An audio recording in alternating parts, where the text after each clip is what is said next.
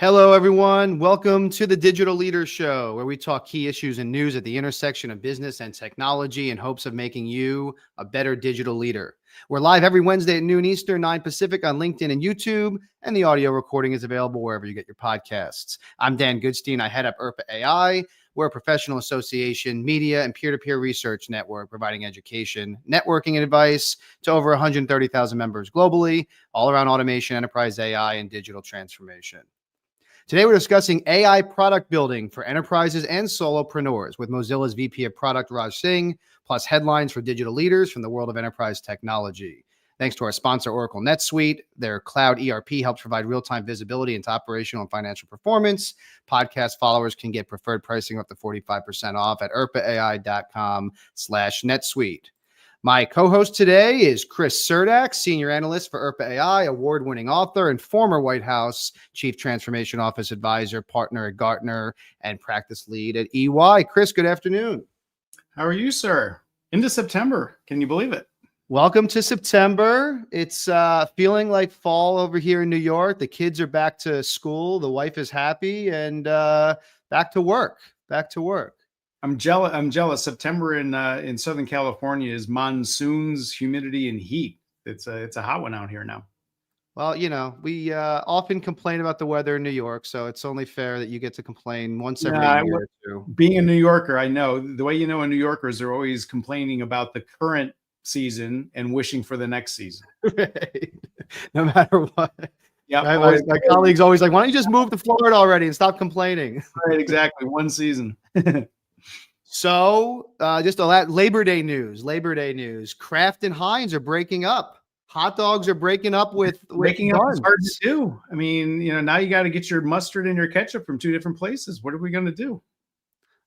It's interesting to me, I'm sure there's a smarter person out there who can explain this to me, but I just feel like, all we do is cover big acquisitions, big companies, eating up smaller companies. And then at some point, 5 years later, 10 years later, just roll out, reorganization, divestitures. It's just like, no matter what, it happens every week.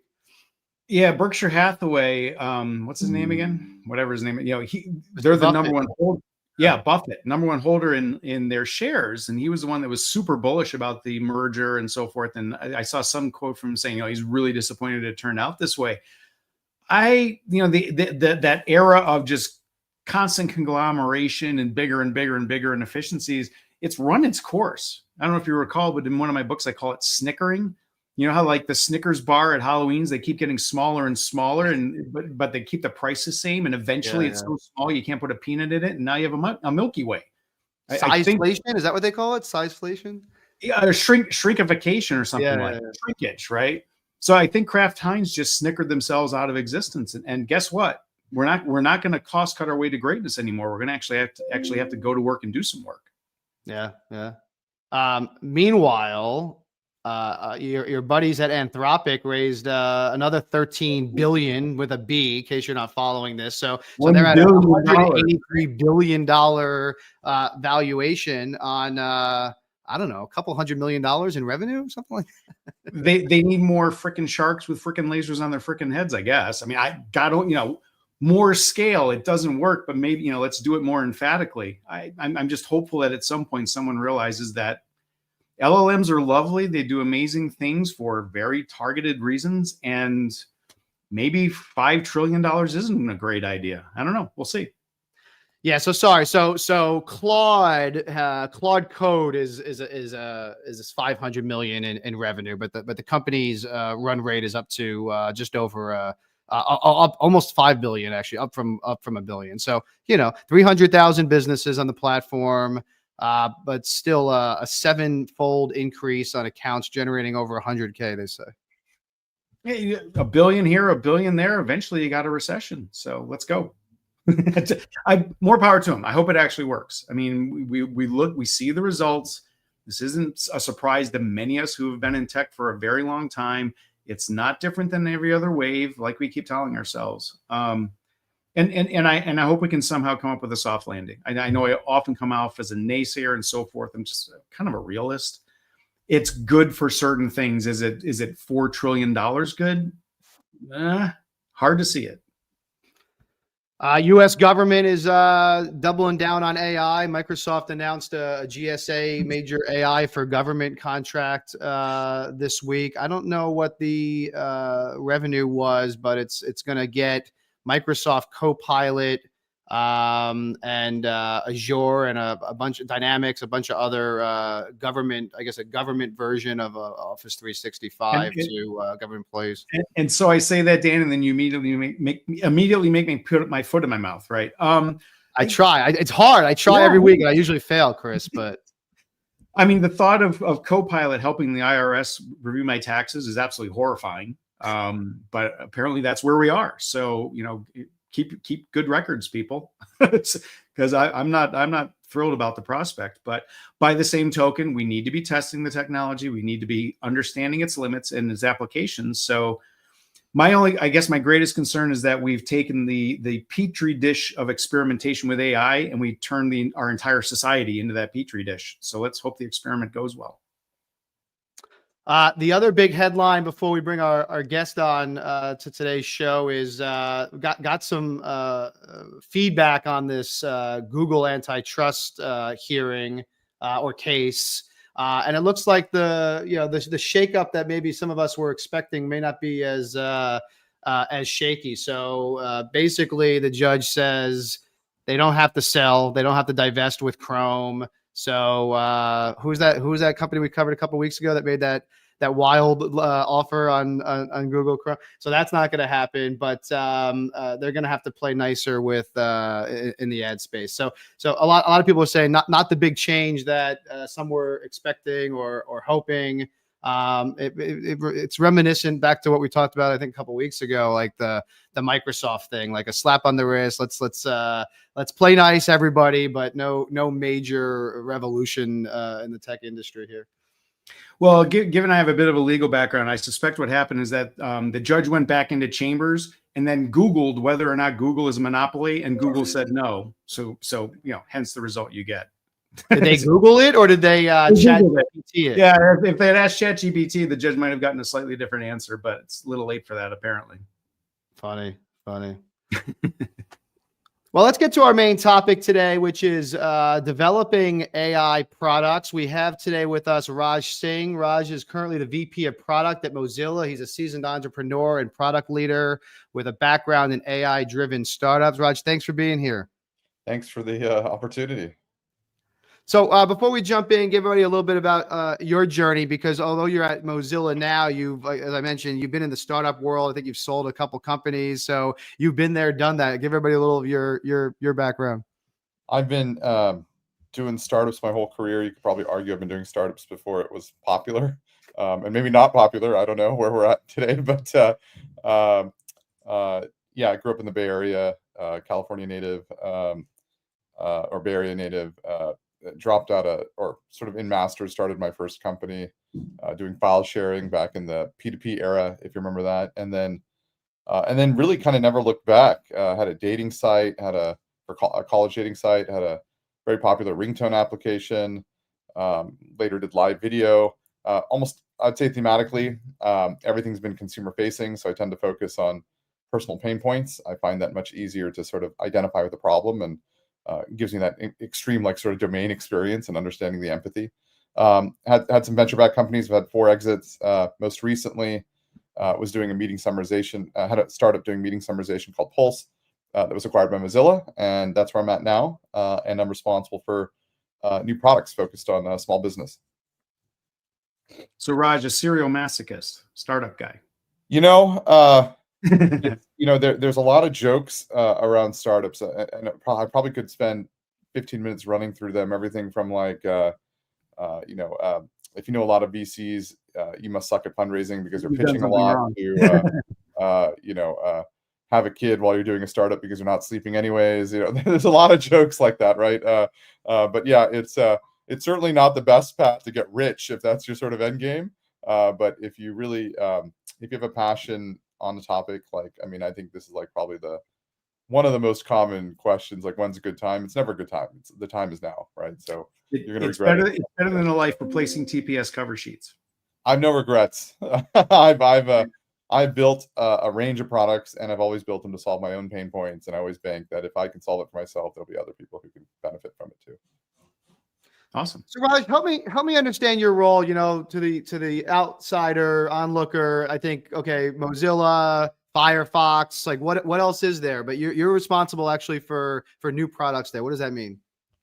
Yeah, so most people obviously think of Mozilla and think of Firefox. We've done a lot more than just Firefox over the years.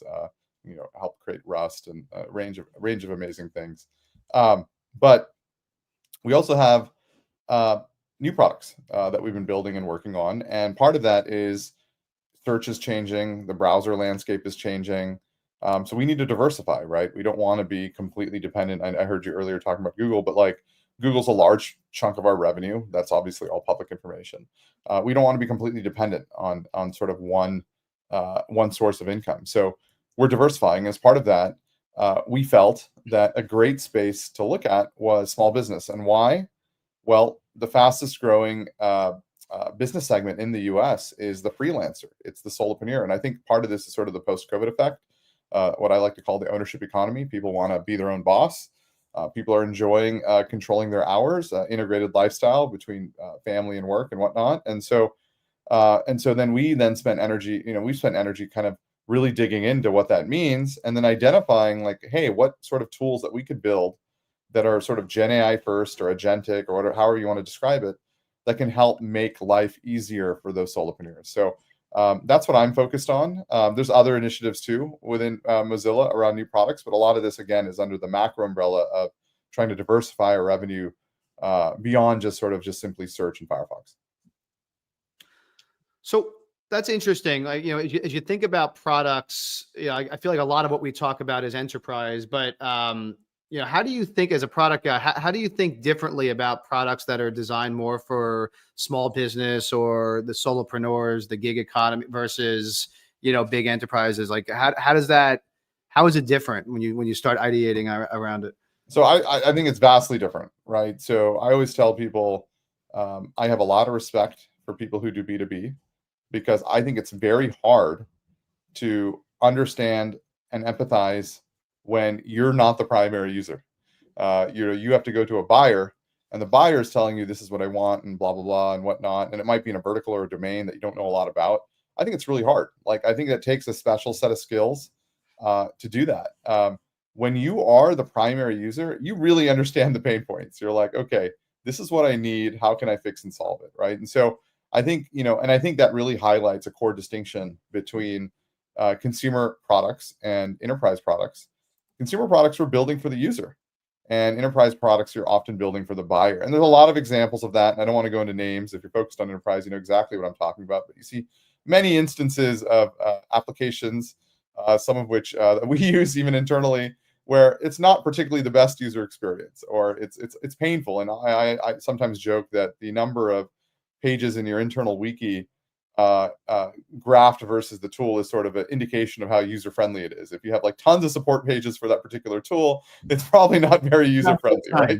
Right. So, yeah, but when you're a consumer application, it's not forgiving, right? You install this thing and you get confused on step 2 of onboarding, or like at the homepage or whatever, you just bounce, you drop off, right? And you lost that user, and you may not be able to re-engage that user for 18 months or whatnot when they hear about it again or whatever. So it's a very different way of thinking. Now, of course, with consumer, consumers are often less willing to pay. It's a higher bar. It's much more user experience focused, but it's a phenomenal beach hold once you have it. Once you have a large consumer audience, and then you can pad on an enterprise business, it's amazing because now you're extremely diversified. You can sort of you're defensible against all sorts of like macroeconomic sort of things, because a consumer base is representing hundreds of thousands of people subscribing, right? Look at Calendly. I think it's like 60-70% literally consumer subscribers, and then the remaining as business subscribers amongst their sort of whatever 200-300 million ARR. They're totally defensible. I mean, in this world where scheduling has become commoditized, you would imagine they would just get crushed, but they have so much consumer attraction that's much more difficult than it may sound. And we see this all the time. For example, like social networks, it's virtually impossible to disrupt. If man, this is actually fascinating, because if you think back to like the 2000 time frame, as we were migrating from Web 1 to Web 2, you had players like BAE Systems, the enterprise integration layer that would tie, because Web 1, everyone was an island. And so to jump to Web 2, we had to tie them together. Now it sounds like what you're trying to do is everybody's a solopreneur, love the term. As we jump from Web 2 to 3, those people have to have a way to tie back to the mothership of the companies they're serving, like the parents that's paying them and so forth, and have that business integration. Is that sort of what you're attacking then? Yeah, I would say even simpler than that. And just to be clear, like my version of Web 3 is actually a slightly different definition. My version of Web 3 is much closer to Web 1. Like I think we went from closed, like AOL walled garden, to open, where everybody was connecting and integrating with each other, to basically APIs now that are all pay for play, require partnerships, login registration for all content walls everywhere, right? And I get that. That's because of LLM indexing the web, people becoming more protective. LLMs are basically aggregators. They're not surfacing the sort of authentic raw content itself, right? And so the whole ad business has been thrown upside down. No, we're starting super simple. You're a coach, let's say, like a basketball coach, and you want to grow your business. Now, usually a basketball coach, or like any sort of solopreneur, they don't sort of like hit that point like overnight. It's more like they were doing something on the side. Maybe they were helping coach or something, or maybe they had an Instagram page and they're posting some videos of some private coaching they're doing, and somewhere at some point they go, you know what, I want to scale this thing. Like I want to make this bigger. Like, what do I need to do, right? Like my Instagram page isn't good enough, or my Facebook page or whatever isn't good enough, right? At that point, maybe they need a website, right? And so they go and sort of set up a website. They're like, oh, I want to make it look more official. Maybe I want a business email. I mean, I don't know, right? Then they're like, oh, you know what, I need to do more social media. Like I want to be able to, share more clips. So maybe they go and set up a TikTok account. Maybe they set up a Twitter account, maybe a Threads account, whatever, who knows, right? Right. So now they need maybe some tool to help them with that. Maybe they launch a blog and they want a newsletter, right? Then maybe they go set up a Substack. I mean, I don't know, right? They have a list of people and they want to be able to re-engage them. Or it could be like something for SMS, so they can text message all their clients and say, hey, we're running a new summer camp this summer. Do any of your kids want to play basketball? Whatever, right? Now all of a sudden they've got income and they've got expenses at a bigger scale. So now they need some accounting tool, right? Like, yes, they're going and buying QuickBooks Self-Employed, but it's these complicated applications. These are not simple apps. These are not very user-friendly. They were kind of designed for larger accounts. You need integration and orchestration of all that stuff. Otherwise, you're going to be buried. Yeah, and then now all of a sudden, maybe they're busy setting up all this coaching, and they have a busy calendar, and they need a scheduling tool. I mean, I don't know, right? So we're kind of going through like ranges of use cases. There's a whole sort of cluster of different workflows here. And so then the opportunity then goes like, okay, so let's look at this today. Let's look at what exists today and what their workflows are. And if you look at most small business tools, they're targeting small business. They're not targeting solopreneurs. They're targeting businesses that are at least 10 or 15 or 20 people, right? And so they're oriented in that fashion. And so there's like kind of upfront learning time and whatnot, right? But when you're targeting a solopreneur, it needs to be dead simple. The UX needs to be super easy, whatnot. And their pain points are a little bit different, right? So then we look at all this and we go, okay, well, how could we make these experiences awesome, simple, and just more amazing because of Gen AI? And so Gen AI is kind of the disruptive unlock here, because we can literally make things almost programmatic or almost agentic in some cases. So one of the first products that we launched within Mozilla is called Solo. It's an AI website builder for service providers. And so you literally can say what your business is about. You can point to your existing social media and it kind of pull together your initial website. And then you can of course, further edit it down and whatnot. We have new tools we're launching in the spaces of social media, blogging, virtual, like a smart voicemail. If you're that plumber and you're working and you can't take that call and you need like something to capture your lead, back office accounting, and more, right? And so we're looking at a whole suite of tools here to enable the solopreneur, and we're really excited about this segment because we think it's just generally been an underserved segment, and it also plays really well with sort of Mozilla's mission around sort of democratizing the internet and sort of helping the underdog. Is that international, John? I would assume so. Yes. Yeah, I mean, tremendous opportunity in the developing world for that.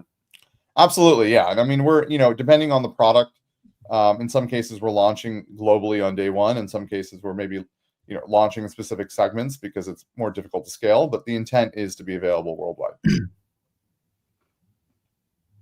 So we talked a little bit before we started live, Raj, about just the AI thing, right? How important is it for a solopreneur to have Gen AI skills, prompting, that kind of stuff, or is that going to just be something you hire somebody to do? So I think to me that's the wrong framing. So I think if you're hiring somebody to do that, then we're already in a bad spot. Like so the way I think of Gen AI and the way I like to describe it is it's democratizing fractional expertise. And so we humans have had all this creative energy that's been bundled up, but we can't necessarily express that energy. And the reason is we couldn't do it. Like, maybe I have this like incredible idea of a home I want to design, or maybe I have this incredible idea of this new like object or whatever, this toy or this storybook, maybe this illustration, maybe this piece of software. I don't know. Previously, if I wanted to pursue any of those things, I would have to either spend enormous amounts of time to learn various tools and do things that are not necessarily core to my craft. Or I'd have to go find specific experts to help me with those things. But now with ChatGPT or Gemini or whatnot, Claude, whatever you're using, we have things that can help you get there. And that's amazing. I mean, this has been one of the greatest sort of transformational unlocks, in my opinion, sort of in my lifetime. I mean, probably mobile was one of them. Internet was another one, right? And all of a sudden, we have all this creative energy that's getting unleashed. People are building things again, right? And every product that has any form of creation, we're seeing this amazing trend where vibe is becoming this new modality or new interface into these products, right? So if I'm doing anything that involves creation, whether it's an application, whether it's a visual design, whether it's a toy or whatnot, people are expecting to be able to chat into it. People are expecting to be able to like further iterate and describe where they want to go. And I think all of that's all sort of amazing. So now we take the solopreneur.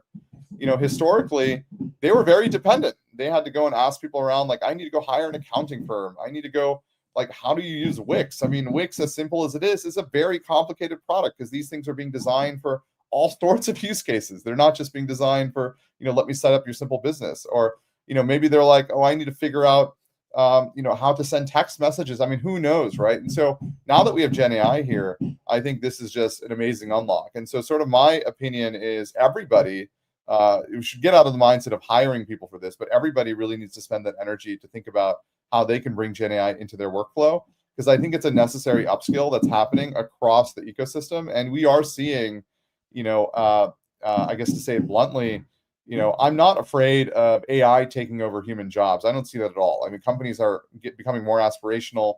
Humans are providing judgment and taste.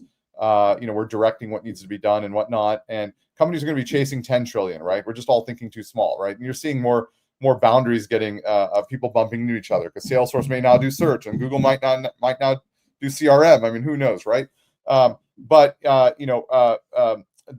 What is risky is if you're the IC or person in that company and you're not using Gen AI, the chance that you might get replaced by somebody who is, that's much more real. And so I think it's really important that everybody start like sort of spending time thinking about if you're not already adopting, how they can further use it in their day. And a good way to start, I often recommend to people, is just document your day, right? Write out what you're doing in every 10-minute segment and kind of post it in ChatGPT and say, hey, how could you have helped me at each of these steps? And you'll realize like, whoa, you could have helped me here and you could have helped me there or whatnot. And that's just a great way to start.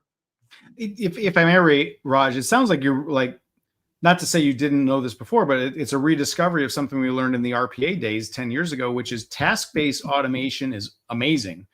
But the notion you're gonna automate away entire chunks of humans or entire processes, that's an unrealistic expectation. Is that kind of fair? The task stuff is great because it's very definable. You can get the value that you need, and then you orchestrate, or maybe you get some help at orchestration. But this notion of I'm going to replace entire humans and entire human functions is kind of the moon. So I think it's case by case, workflow by workflow, right? But it's changing. But my sort of point is the new hiring is because the companies are thinking bigger. It's not like, oh, I can get this done with less people, we're going to slow down. No, I want to go faster now, right? I want to do 10x as much work.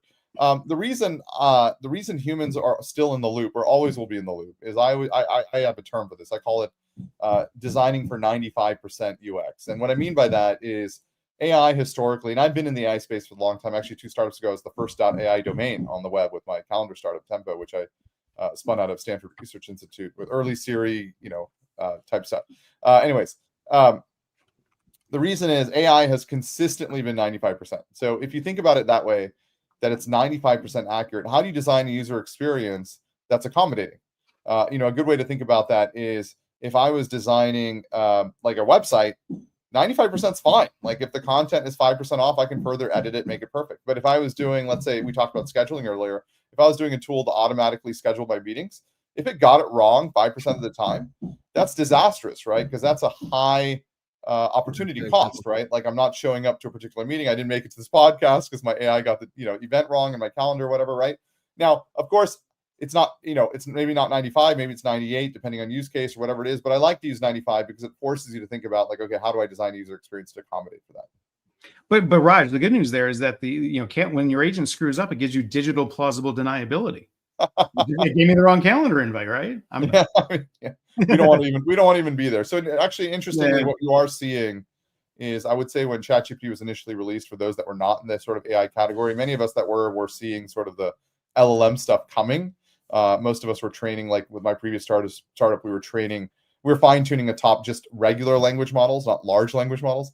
But what we saw was a surge of startups in 2022, 2023, sort of going out with a very simple pitch.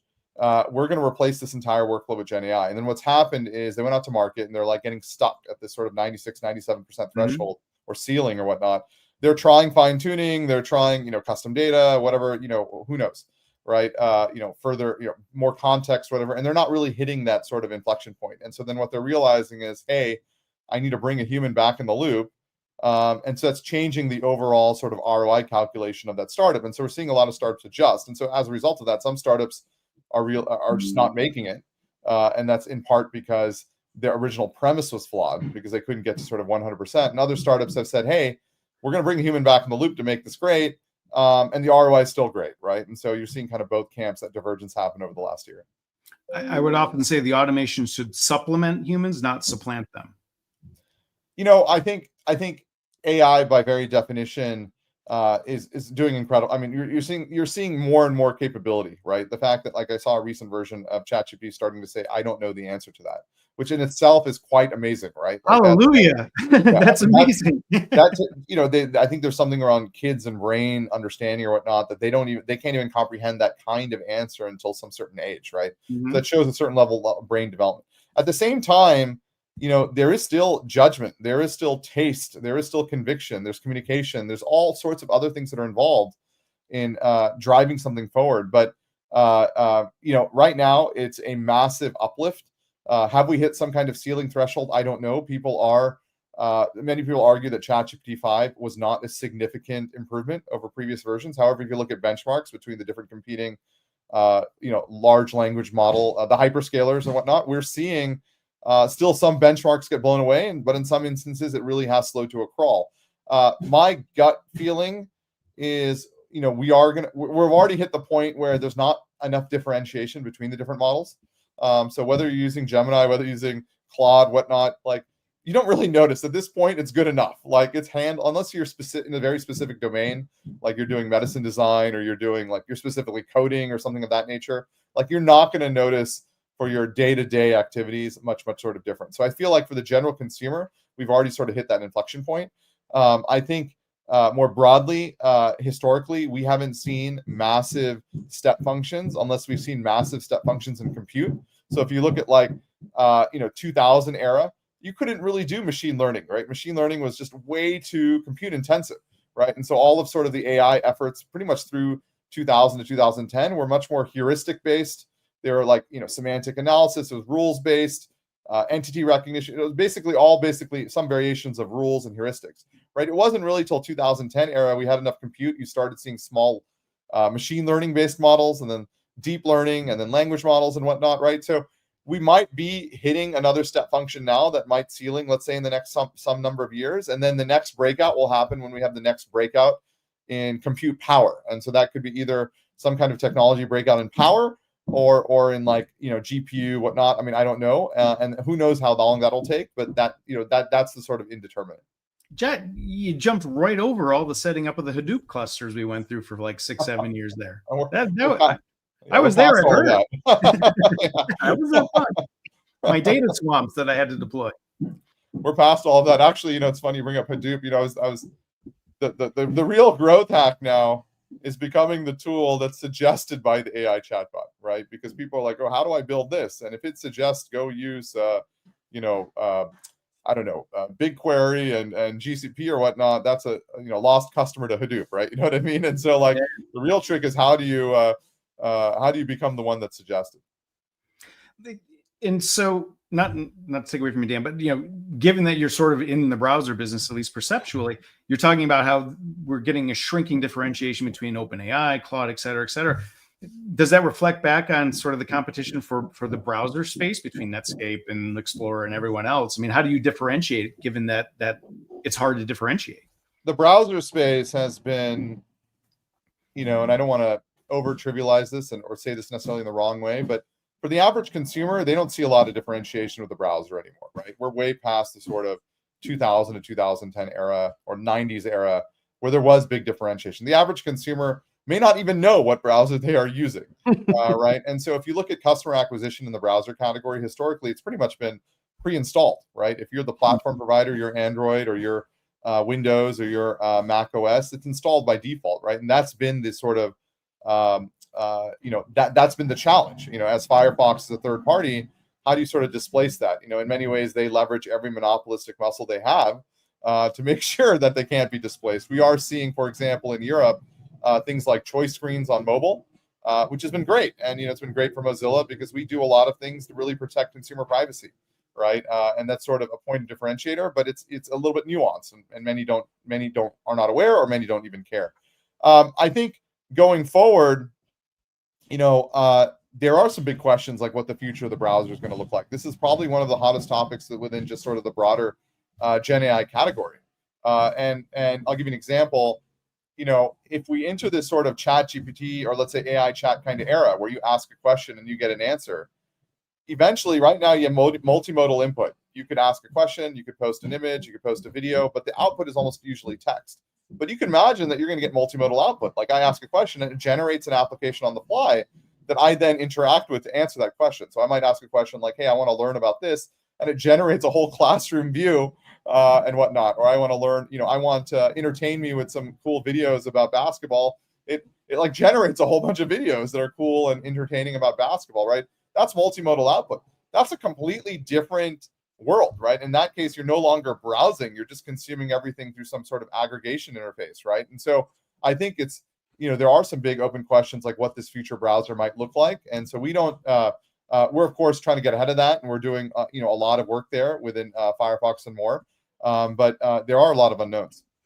Raj, I was going to ask you a similar, but different, which is more about like, I think what you're getting at, which is search, right? Like if you're asking a chat bot or an assistant on your phone, or, now there's these other devices now that have AI on them, right? These like personal assistant devices.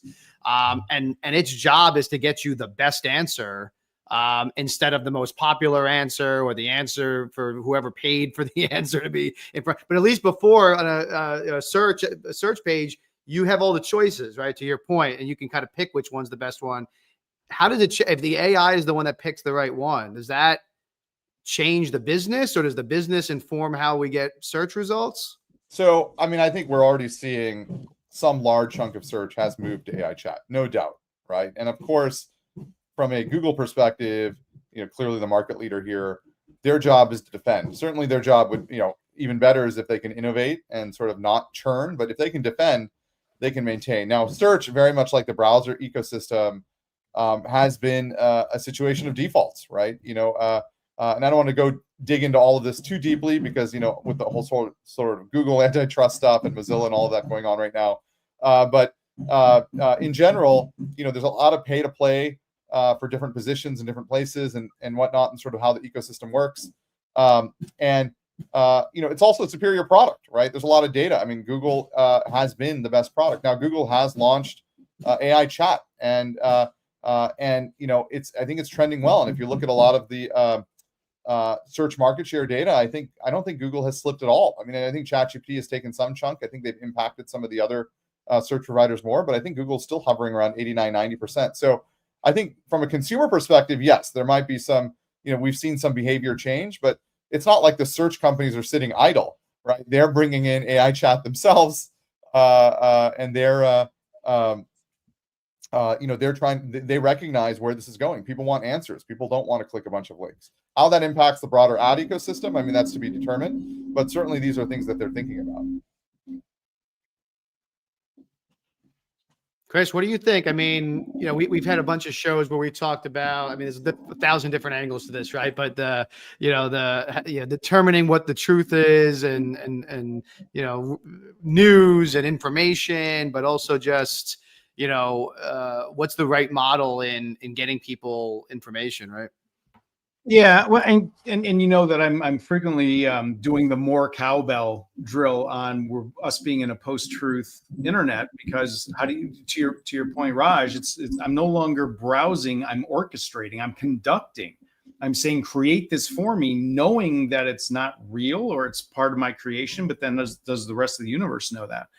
And so, I guess the challenge with that sort of task-based automation is, does the user or the consumer that's using that thing and is sort of outsourcing a degree of expertise that they are dependent upon, how do you confirm for them that, hey, when you come to me and I'm setting up, I don't know, a business account for your company, how do I know that I can trust the result of that? And I'll give you a very specific example from a couple of weeks ago we talked about on the show. I use an old credit union for a lot of my banking. And someone asked me if I could Venmo them, and I Google AI, hey, does my credit union do Venmo? And it's like, absolutely. And here's a whole list of instructions on how to get on it. It was totally fake. It made it up. And so, how do you guard yourself from that sort of thing in leveraging the expertise that's available in task-based stuff? But I think part of the answer, and you touched upon it, is humans got to stay in the loop. Yeah, no. So if you're looking like, I'll give you an example, like the Perplexity Comet browser, right? Or a lot of these sort of browsers, right? They're and where things are going. You want to be able to say a task. And weirdly, in the AI space, for whatever reason, the benchmark example everyone always provides is book me a flight. Like travel, I think Siri started it, but travel has always been sort of the benchmark. Technology still hasn't made this easier. Yeah. But ironically, it's one of the workflows that I think consumers are least likely to do, like because they're price sensitive and they want to like have some control, right? But it's always been sort of the benchmark: book me a flight or make me a reservation. If you look at the user experience, this is a UX problem. This is not an AI problem, right? So like, let's say book me a flight, you're seeing the browser in front of you, open up the appropriate website, go and click the appropriate links, enter in the data. It's doing the activity. Now, it'll hit a certain point where it wants a human in the loop, and it'll pop up something, say, hey, can you confirm this sort of next step, right?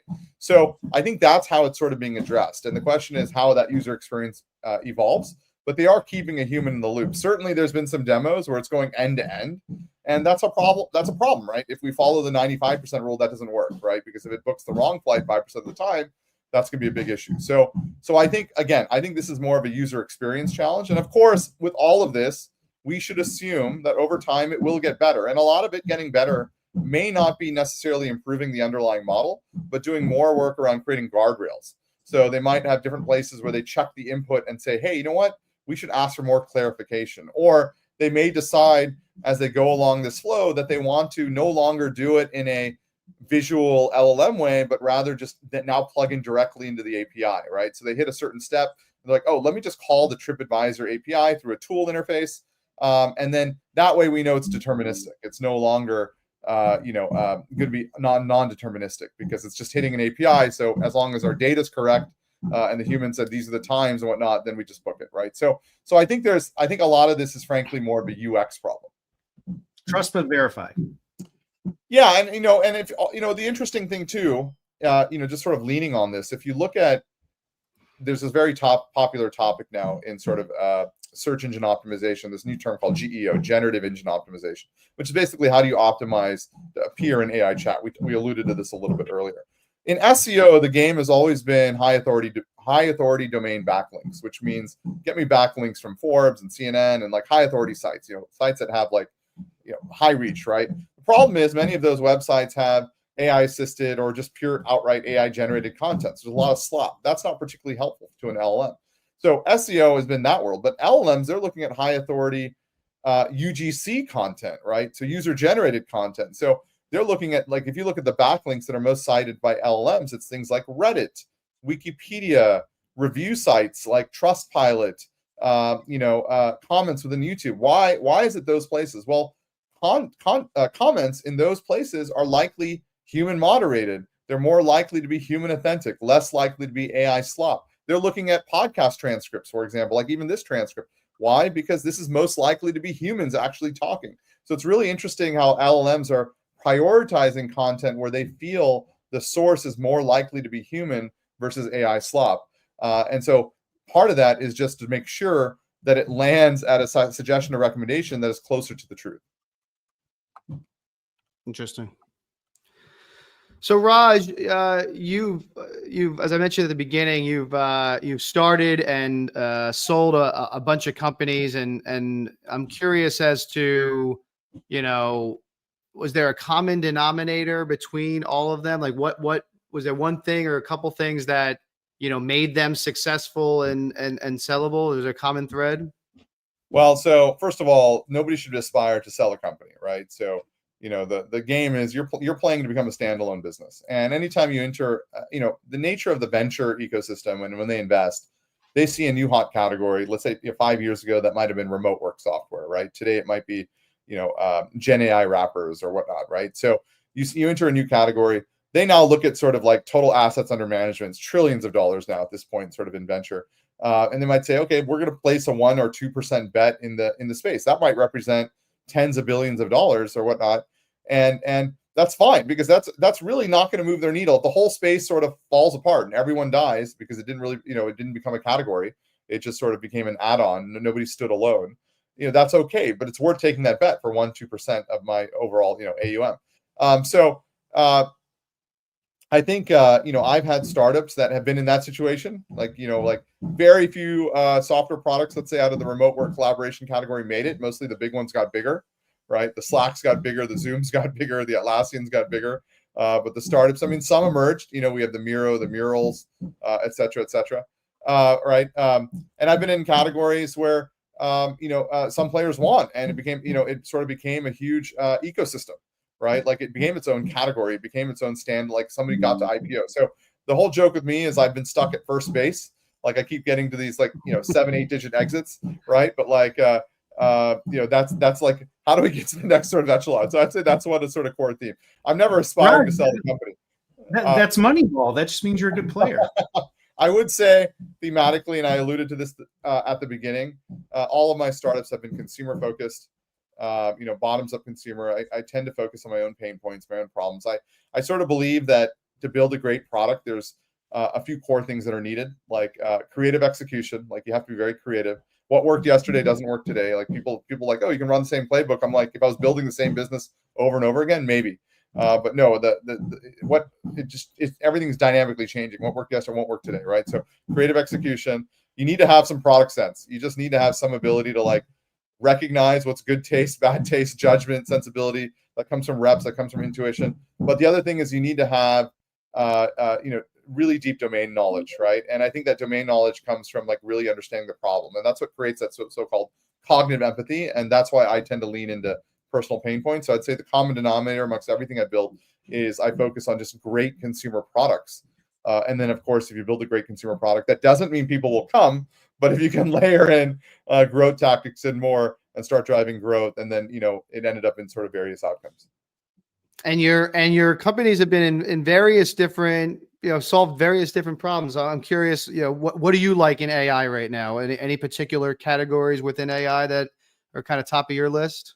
I think so. A trend I'm seeing, people are getting very comfortable with chat-driven interfaces. I mean, this is remarkable because this was not the case for so long, right? People have been trying AI chatbots for ages. I remember therapy, coaching, AI chatbots in 2015 era, right?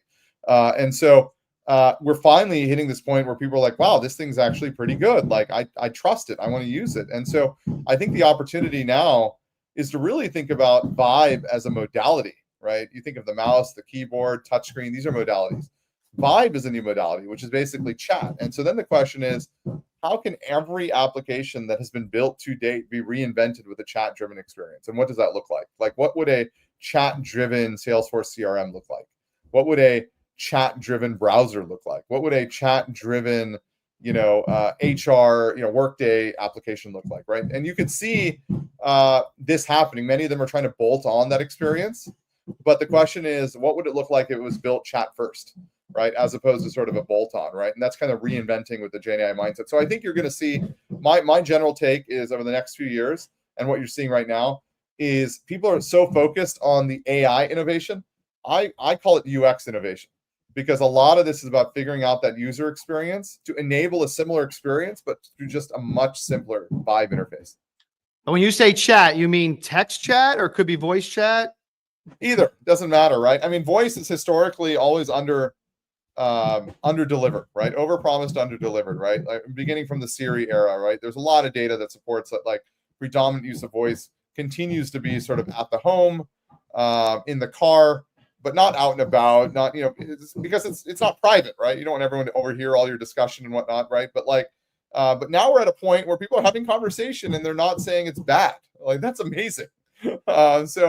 I think, and we're seeing tools like Whisper Flow, right? Like literally on your computer where you can just turn every input field into a voice chat box. So I can just hold down a key. I use it all the time and I just say what I want and then it enters it in. This is becoming more important as we're moving to vibe interfaces and everything, right? Because I'm typing a lot more and I don't want to type as much.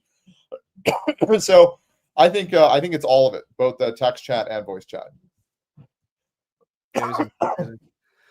Well, Raj, really great conversation. Thanks for sharing your story and the things that are go on Mozilla. Hopefully, I usually tell people let's have you back in like 6 months, but 6 months is like 3 years. It's like dog years now with AI. So hopefully we'll have you on again soon. All right, thank you very much for the conversation. Enjoyed it. Great to have you, Raj. Interesting guy, Chris. Yeah. Yeah, well, like the Moneyball thing, it's like, why do you want him? He gets on base. It's tough to be consistent from that perspective. So kudos to him. Yeah, and the idea of kind of coming from that entrepreneurial environment, though, I think also very cool. Some of these big companies, they still create products that are, they think are sellable for their own, corporate reasons and lose touch with what the consumer actually wants. So clearly, he strikes me as a guy that doesn't spend a lot of time having Scrum meetings next to the latte machine as an excuse for not getting any software written. So that's good for him. That's funny. All right, Chris, thanks everybody. Thanks for joining us. If you're working on anything and you need some help, please let us know. We're here. We're a free professional association, have a bunch of resources available. Just let us know. You can go to irpaai.com, irpaai.com/analyst to schedule a briefing or a workshop. In the meantime, I'm sure the world will look very different a week from now, Chris, but I'll see you next Wednesday. All right. Next time over the rainbow. Sounds good. Take care, everybody. Have a good week.